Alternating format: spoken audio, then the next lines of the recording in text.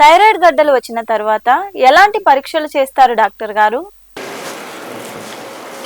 Thyroid గడ్డలు అనేటివి మనకి థైరాయిడ్ గడ్డలు వచ్చాక స్కాన్ని బట్టి థైరాయిడ్ గడ్డలకి పలు రకాలుగా దాన్ని కేటగరైజ్ చేస్తాం. Grade 1, grade 2, grade 3, grade 4, grade 5 అని స్కాన్ని బట్టి. అట్లే సూది పరీక్ష చేసి దాంట్లో నుంచి రసం తీసుకొని ఆ రసాన్ని మైక్రోస్కోప్ కింద పెట్టి చూసినప్పుడు కూడా దానికి ఒక గ్రేడింగ్ ఇస్తారు. 1వ గ్రేడా 2వ గ్రేడా అన్నట్టు 5 గ్రేడ్ల వరకు ఇస్తారు. వీటిల్లో 1, 2 గ్రేడ్లు ఉన్న థైరాయిడ్ గడ్డల్ని మనం ఏం చేయము. వాటిని ప్రతి 6 నెలలకు ఒకసారి, జస్ట్ 6 నెలలకు ఒకసారి కానీ 3 నెలలకు ఒకసారి, సంవత్సరానికి మీ వీలుని బట్టి స్కాన్ రెగ్యులర్గా సూది పరీక్షలు, అల్ట్రాసౌండ్లు రిపీటెడ్గా చేసుకుంటూ ఉంటే సరిపోతుంది.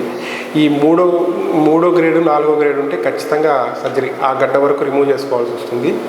5వ గ్రేడ్ ఉంటే ఇంకా 100% అది ఫర్దర్గా కొంచెం పెద్ద స్కాన్లు చేసి మొత్తం థైరాయిడ్ గ్రంథి తీయాలా, ఒక హాఫ్ థైరాయిడ్ గ్రంథి తీస్తే తెలిసిపోతుంది అనేది మనకు అర్థమవుతుంది. సో థైరాయిడ్ గడ్డలు ఉన్నప్పుడు మాత్రం ఖచ్చితంగా ప్రతి 6 నెలలకి ఈ 3 పరీక్షలు అనేవి చేయించుకోవాలి.